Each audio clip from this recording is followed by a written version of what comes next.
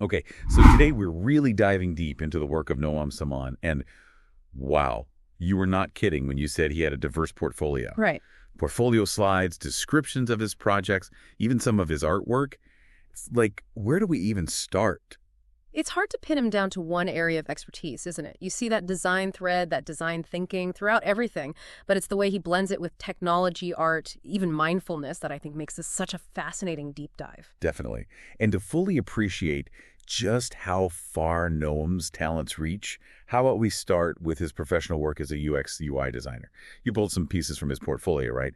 Companies like 2D Precise, Yeah. Cite a Reason. Yes. And I think those are actually excellent examples of how he approaches, well, a really critical challenge in our world today, which is making incredibly complex information digestible. Take, for example, the cybersecurity dashboards he designed for Nucleon. I mean, he could have gone with just like, a wall of data, Oh, yeah. but instead he transforms that data into an interactive visual story. It's so true. And, I remember in your initial request for this deep dive, you highlighted those dashboards specifically.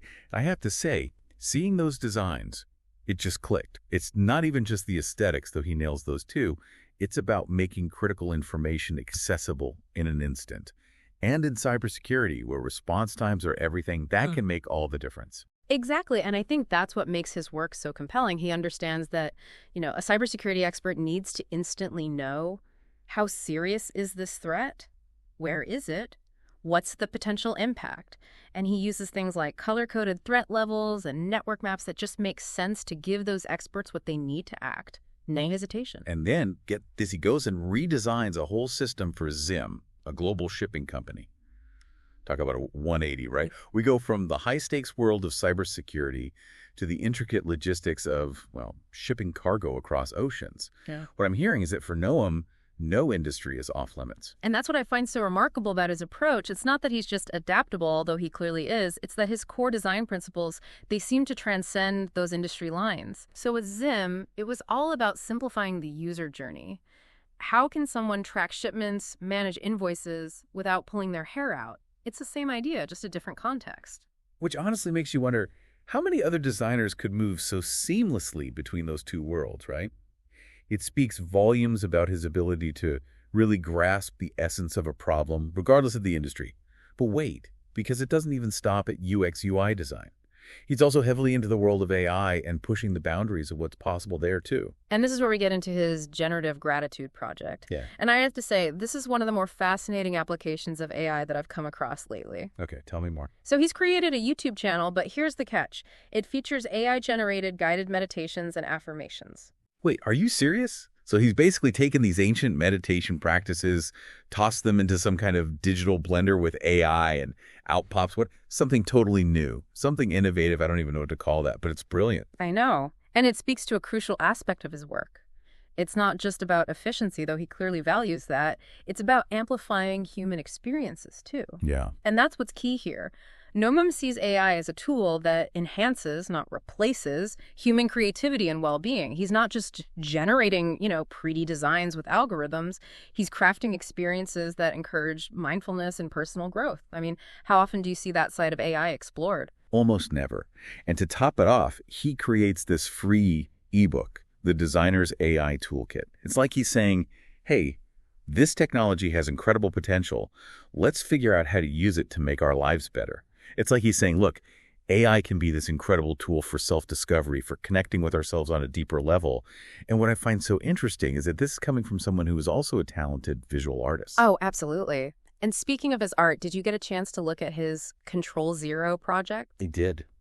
That one really jumped out at me. It's this collaborative cyberpunk story world, and the really cool part is that anyone can contribute to the narrative. Right. It's like he's building a bridge between the digital world and our own world, almost inviting people to step inside and co-create with him. It really is like a choose-your-own-adventure, Yep. but on a massive scale, right? Mm. And it's not just the story itself. I mean, we're talking artwork, music, even videos, all woven together to create this constantly changing tapestry. It's like he took those design sensibilities we were talking about and applied them to, world building. Exactly. It's a framework. He sets up the rules, the aesthetics, but then he steps back and lets the community bring it to life, which is, I find it incredibly exciting this experiment in collective storytelling. I mean, what happens when you get rid of those traditional barriers between the creator and the audience? Yeah, it's almost like he's got this crystal ball, right? Like you can see the future of entertainment where experiences are inherently more interactive, more collaborative. Yeah. And, it actually reminds me of something you mentioned in your notes. You were really drawn to his work with medical technology.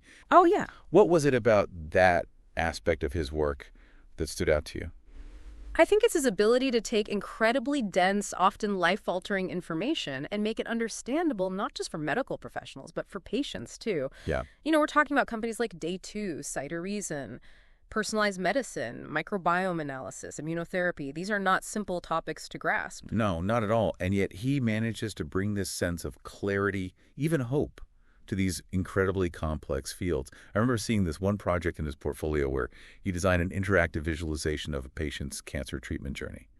And somehow he took this process that could be utterly terrifying and made it feel manageable, even empowering. Yes. And that's because he truly understands the emotional weight that these technologies carry. And he designs with that in mind. He's not just presenting data, he's creating tools that help people navigate some of the most challenging experiences that life throws at us. It's like he has this incredible capacity for empathy. And it comes through in every single project, whether it's a cybersecurity dashboard or an AI-powered meditation app. He never loses sight of the human at the center of it all. It's a powerful testament to his skills as a designer.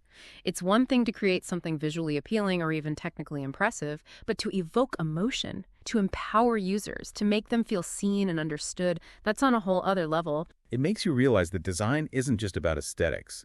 It's about understanding human needs and aspirations, and then creating experiences that fulfill those needs. And I have to say, Noam seems to have mastered that delicate balance. As we're talking, one thing that keeps coming to mind is that he isn't just doing all this for himself. He's sharing his knowledge, mentoring others, writing ebooks like the Designer's AI Toolkit. And that's something I really admire about him. He's so clearly passionate about democratizing design and technology, making sure these tools are accessible to everyone, not just a select few.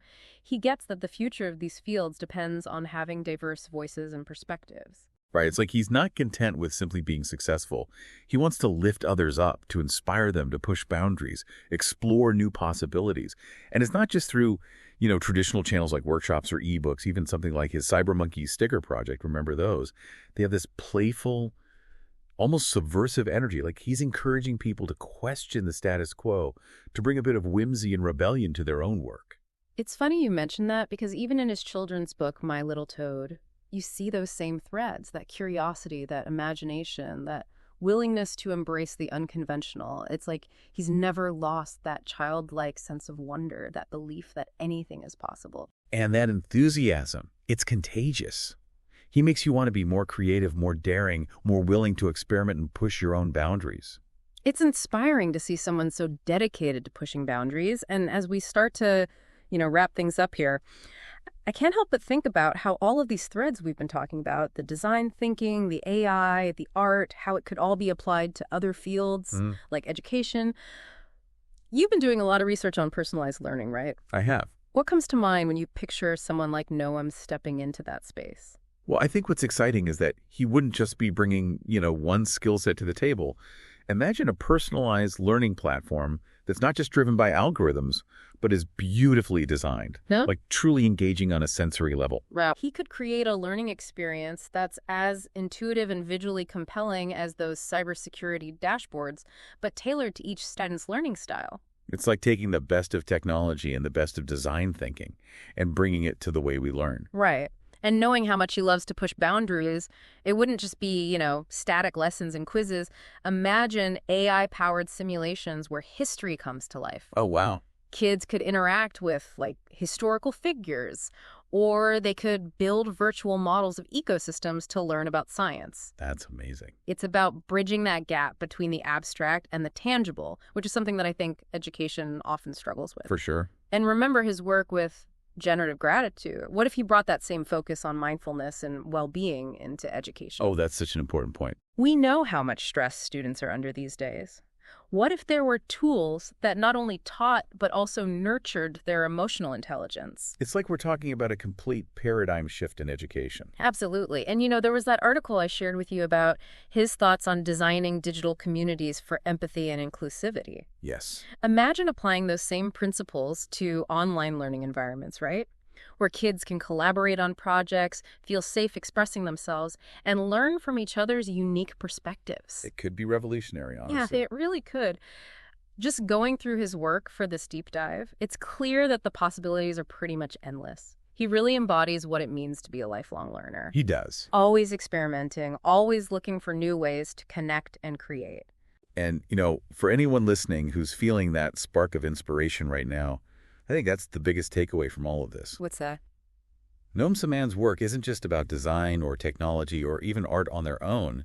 It's about recognizing the power of bringing all these things together, blurring the lines, and then using your own unique talents to make a positive impact. Well said. I mean, whether you're a designer, a student, or just someone who appreciates creativity, I think his journey reminds us that we don't have to fit into one box, One label, one way of thinking. Exactly. Stay curious, stay open, and you never know what you might create. And on that note, we'll wrap up our deep dive into the incredible world of Noam Sa-Man.